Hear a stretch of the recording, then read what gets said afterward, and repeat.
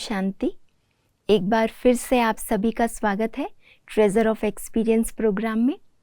पिछले एपिसोड में हम सभी ने नेपाल से पधारे हुए राजयोगिनी राज दीदी जी का बहुत सुंदर अनुभव सुना। दीदी ज्ञान में आए, कैसे अपना जीवन उन्होंने समर्पित किया और कैसे साकार मम्मा बाबा की पालना लेकर आप अनेकों के प्रेरणा स्रोत बने।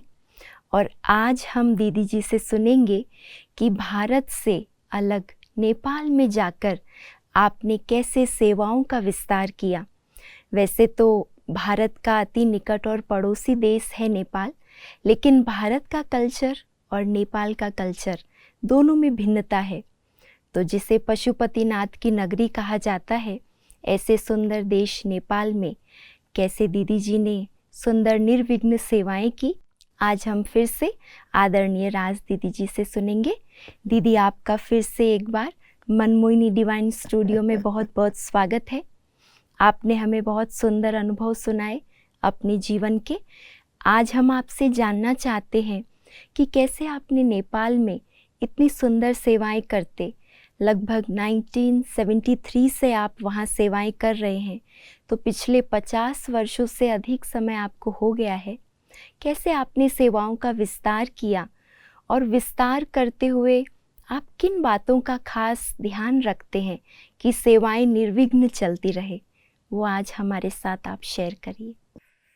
सेवा का विस्तार, सेवा की आदि प्यारे भगवान पिता के आदेश, उनकी आज्ञा के अनुसार जो शिव बाबा भगवान ने हम सबको ज्ञान धन दिया है जी, वो धन जाओ और बांट कर आओ। तो आहिस्ते आहिस्ते नेपाल की सेवा बढ़ने लगी। कैसे बढ़ी? तो बाबा ने जो पत्र राजों के साथ संबंध था वो लिखे हुए थे। पत्र हमको मनमोहिनी दीदी ने दिए कि ये भी आप ले जाओ वहाँ। तो उसमें हम लोग जिसका नाम देखते थे उसी के दरबार में चले जाते थे। फिर हम लोग बतलाते थे कि ऐसे ऐसे ये ब्रह्मा बाबा थे, अभी पहले तो दादा लक्की राज थे, वो यहाँ आए हुए हैं। तो वो बिना टाइम लिए हम जाते थे, कार्ड देते थे, हमको बुला लेते थे, इतना सम्मान करते थे। पीछे तो आहिस्ते आहिस्ते कार्यक्रम करने लगे तो उनको भी बीच बीच में बुलाते थे। एक तो राज परिवार के, राणा परिवार के 3 सरकार थे। उन्होंने हमारे भाषण में जब ही हो रहा था तो बोला, उनको मुख्य अतिथि बनाया। तो उन्होंने बोला, ओहो ये लक्की राज दादा आज ब्रह्मा बन गया है। हमें बहुत खुशी होती है। जब ये नेपाल में आते थे तो हमसे मिलते थे, तो ये लक्की राज को देखकर हमारा स्वागत करने इनको मन करता था, लेकिन हम मजबूर थे। हम राजाएं, ये व्यापारी, हम कैसे स्वागत करें? अब देखो 84 जन्म लिए हुए हमारे प्यारे ब्रह्मा बाबा ने लास्ट में भी उनका कितना आकर्षण था, सत्यता का, प्योरिटी का, पीस का, प्यार का, स्नेह का। लास्ट में भी जो आज सारे विश्व में हो गया है। इसलिए बहुत बहुत ऐसे समय पर सेवाएं करते करते आज प्यारे बाबा की सभी, सारा विश्व संसार जो है वो गोद में समाया हुआ। तो लगभग हम लोग शुरू से ही ऐसा राजों से ही सेवा शुरू किया। इसलिए सेवा में बहुत बहुत सहज और सरल रहा। और अगर किसी ने थोड़ा प्रश्न भी किया कि गीता का भगवान या सर्वव्यापक नहीं है, तो उसके बाद भी वो जवाब पाने से चुप हो जाते थे। क्यों? कि इनका राजों से, दरबार से संबंध है। तो जैसे अपने भारत में पर्व हैं, वहाँ पर भी लगभग पर्व मिलते जुलते हैं। अच्छा। और फिर कोई फर्क है तो जिस प्रकार कुछ बात समझ में नहीं आती है उसको विस्तार से समझा जाए तो लगभग एक जैसा लगती है। अच्छा। जैसे वहाँ अब भारत में तो भाई को राखी बांधते हैं, तो वहाँ काठमांडू में राजधानी में बहनें भाइयों को राखी नहीं बांधती थी। अच्छा। तो जब राखी का त्योहार आया पहले बरस, तो हमने क्लास में सुनाया कि अब तो राखी आने वाली है, अब तो सबको राखी बांधनी है, राखी में तो बहुत सेवा होती है। तो वहाँ के सभी स्टूडेंट भाइयों ने बोला, तो दीदी यहाँ पर बहनें भाइयों को राखी नहीं बांधती हैं, यहाँ के अपने शिष्य को जजमान लोग जो हैं उनको राखी वहाँ के पंडित पुजारी वही सब बांधते हैं। जी। और वो बांधते हैं और दक्षिणा भी वो लोग फिर लेते हैं। जी। तो आप राखी बांधने जाएंगे तो समझेंगे ये लोग भी कुछ लेने के लिए आए हैं, जी। तो यहाँ राखी नहीं है। तो खैर वहाँ का बतलाया तो हम चुप रहे। तो अपने क्लास में हमने भाई बहनों को बांध दिया। उसके बाद आहिस्ते आहिस्ते हमको मन में आने लगा कि भारत में तो इतनी राखी पर सेवा होती है, कितनी प्योर पावन शुद्ध दृष्टि वृत्ति बोल चाल व्यवहार बहनें आई हैं भाइयों को राखी बांधने, चाहे वो जितना भी कोई बड़ा हो। इसलिए राखी का प्रोग्राम तो हम कैसे मनाएं? तो हमने अगले साल फिर कुछ राखी का रहस्य क्या है, जैसे लिखा होता है बहन ने टीका दिया मैदान में जाने लगा, क्या क्या उसमें है ही है, उस अनुसार उसका सार लिख करके हमने कुछ पैम्फलेट नहीं चिट्ठियाँ बनाई। और हम बहनें कुछ लेती नहीं हैं, कोई पैसे नहीं लेती, कुछ स्थूल चीज़ हम लोग नहीं लेते हैं, हम ऐसे भारत में बांधते रहते हैं। आपको भी राखी बांधने हमारा मन करता है, शुभ भावना है। अगर आप कहो तो हम आपको राखी भेज दें, अगर कहो तो हम राखी आपको आकर बांधे, अगर हो सके तो आप राखी में आ भी सकते हैं। अगर ऐसा आपका कुछ हो करने का तो हमको ये नंबर है, फ़ोन कर देना। तब तो टेलीफोन ही होते थे। जी दीदी। तो उसके बाद हमको जब हमने चिट्ठियाँ भेजी तो बहुत जगह से फ़ोन आने लगे कि आप हमको राखी भेज सकते हो, क्यों नहीं। कोई ने कहा आप हमको राखी आके बांध सकते हो। ऐसे ऐसे जब उत्तर आने लगे तो सब खुश होने लगे। तो हमारे को सबसे पहले 7 बजे हमने सुबह का टाइम से 2 बजे तक दिया था। जी। तो 7 बजे आप हमको आके राखी बांध के जा सकती हैं। नेपाल का प्रधान न्यायाधीश जो सुप्रीम कोर्ट का चीफ, उसका फ़ोन आया। अच्छा। तो हम लोग राखी खुशी खुशी बांधने के लिए चले गए।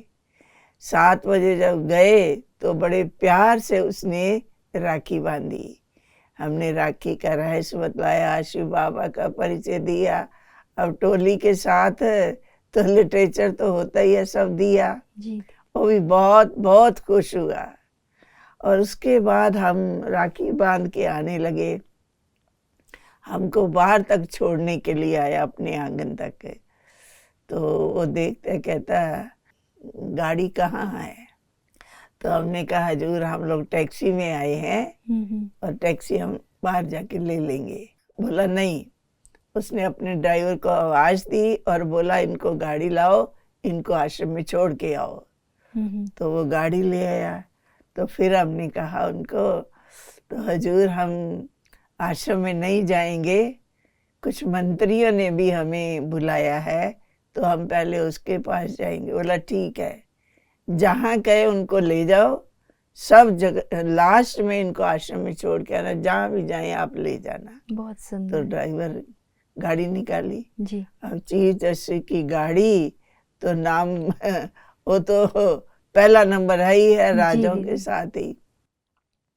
तो उसमें हम लोग गए। जब गए मंत्री क्वार्टर में गए, मंत्री क्वार्टर में गए, जिन्होंने टाइम दिया था, तो राखी बांधे। जब ही हम बाहर आए तो देखे गाड़ी। तो बोला न्यायाधीश जी ने बुलाया था, जी तो हम पहले वहाँ राखी बांधी थी। तो उन्होंने बोला कि गाड़ी ले जाओ। तो उनका ही चेहरा उरा सब बदल जाता था। अच्छा। तो इसीलिए देखा गया कि उस गाड़ी ने इतनी सेवा की सब मंत्री क्वार्टर में लगभग। तो बहुत क्वार्टर अच्छा। वहां पर बहुत एक ही जगह इकट्ठे हैं मंत्रियों के।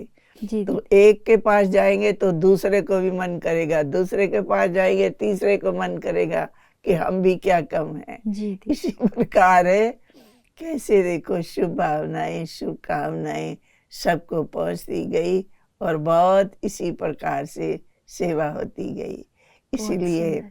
वहाँ का बहुत आपस में कल्चर मिलता है।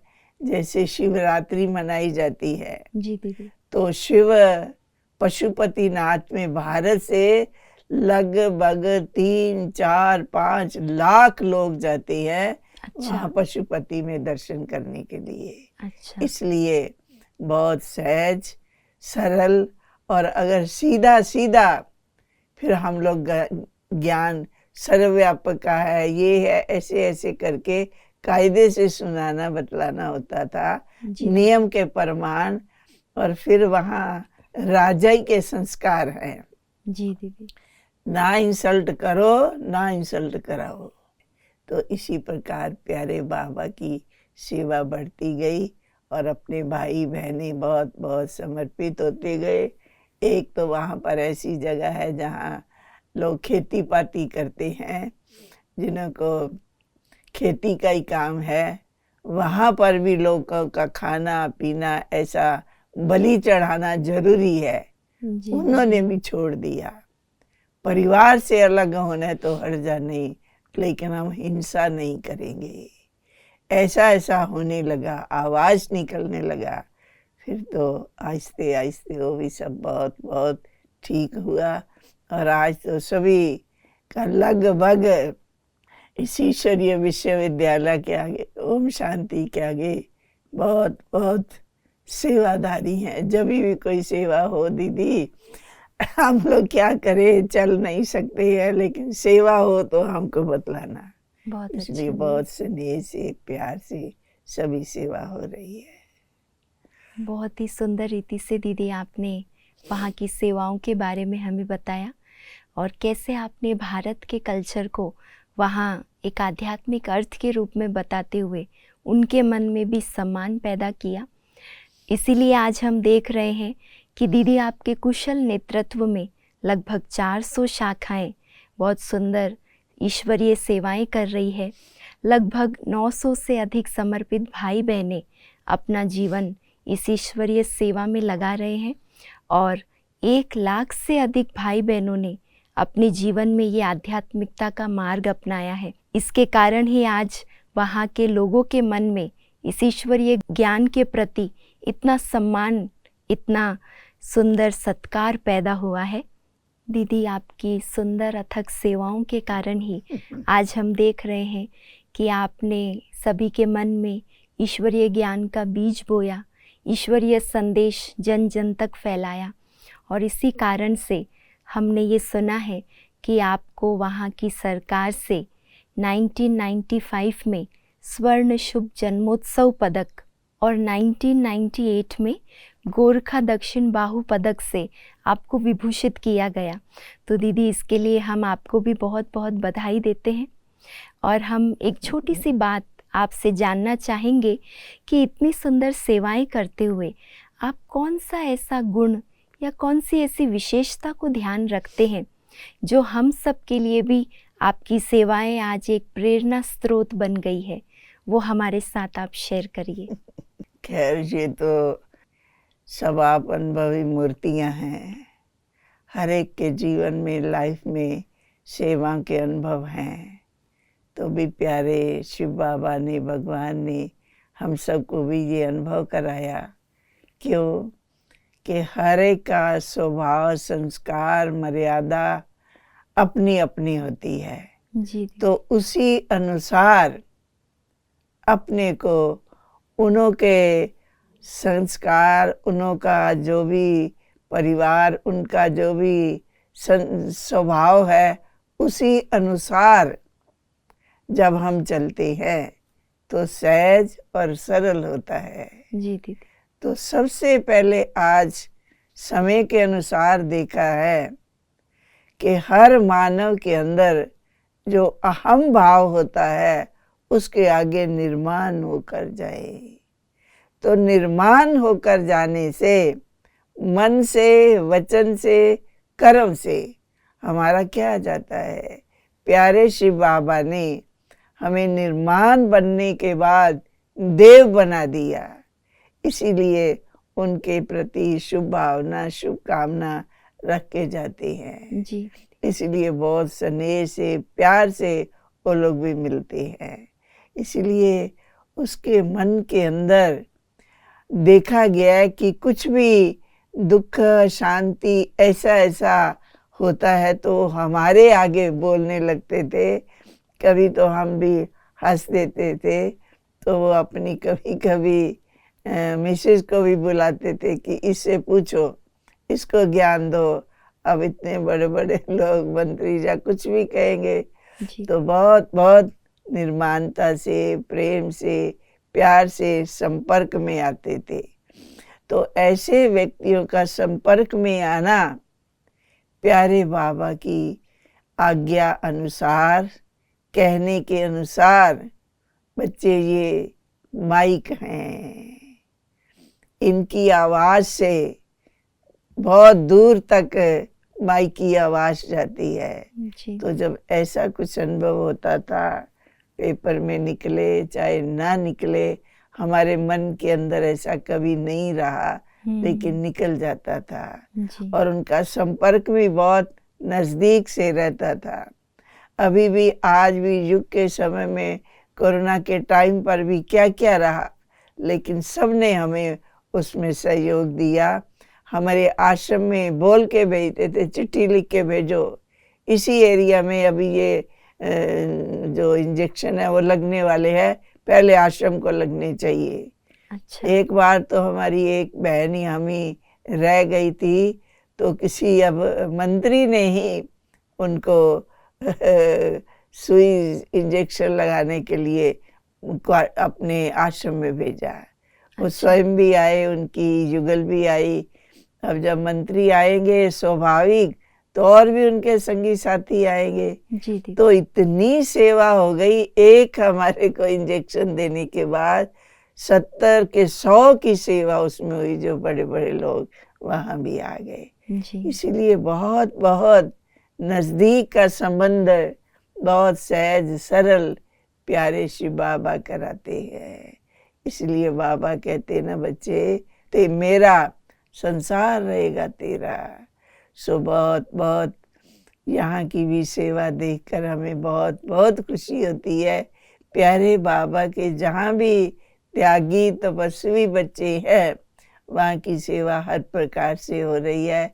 और नेपाल की सेवा भी मुझे ख्याल में आता है कि शायद हमने कभी प्रोग्राम, कोई बड़ा कार्यक्रम बनाने के लिए उस पर मीटिंग की हो या कुछ, हमारे प्रोग्राम वहाँ के खत्म ही नहीं होते हैं। अच्छा।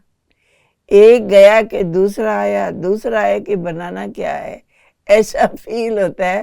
तो हंसी भी आ जाती है कि प्यारे बाबा करन करावन हार है।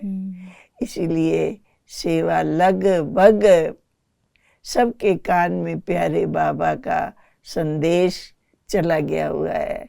अब लौकिक रीति से जो भी कहें, प्रधान न्यायाधीश कहे कि मंत्री कहे कि जो भी हैं, सबके सच में बहुत नज़दीक का सबके साथ संबंध है। जी गवर्नर है, उसका भी बहुत नज़दीक से संबंध है। उन लोग को वहाँ ओम शांति संदेश निकलता है, वो भी सभी पढ़ते हैं। और बहुत बहुत प्यारे बाबा के घर में भी अभी जो राजा है वो भी 25 परिवार सहित और उनकी रानी और वो भी सब मधुबन में भी होकर के गए हुए हैं। अच्छा, बहुत अपने सही। आप उनका मन किया कि हम भारत में जाएंगे जी और हमारा मन है कि हम आपके मेन आश्रम में मधुबन जाएं, जी क्योंकि उन्हों का भी बहुत नज़दीक से संबंध था। अभी जो अपने महाराजा है, उनकी महारानी, तो महारानी की दादी जो थी वो इस ज्ञान में चलती थी, अच्छा तो उसने भी अपनी जगह दी। उसी में प्यारे बाबा का नेपाल में मेन आश्रम बना हुआ है, जिसके द्वारा बहुत बहुत स्वाभाविक सेवा होती रहती है। जी तो वो अपनी उनकी दादी जब भी दरबार में जाती थी कोई कार्यक्रम में, तो महाराजा महारानी स्वयं आते थे। अभी भी मुम्मा बड़ा महारानी है महाराजा की जी माँ, तो उन्हों को भी कभी कभी चित्र चाहिए। कृष्ण के चित्र उनको बहुत सुंदर लगते हैं, अच्छा तो हम कभी कभी अच्छे जरी से जो बने हुए होते हैं बॉम्बे से भी मंगा के भेज देते हैं। जी दीदी तो बहुत नज़दीक से संबंध है। सो प्यारे बाबा की ही ये देन है। हमारे मन में कभी ये नहीं आता है कि हमने किया है। जी दीदी रियल है, सत्य है। हमने ये मर जीवा जन्म पाने के बाद पहले क्यों नहीं किया, मालूम ही नहीं था। बाबा की देन, जिन्होंने ऐसे ब्रह्मा के तन में आकर सबको मर जीवा जन्म दिया। सो यही ब्रह्मा हम कहते हैं, इतनी सेवा सहज सरल।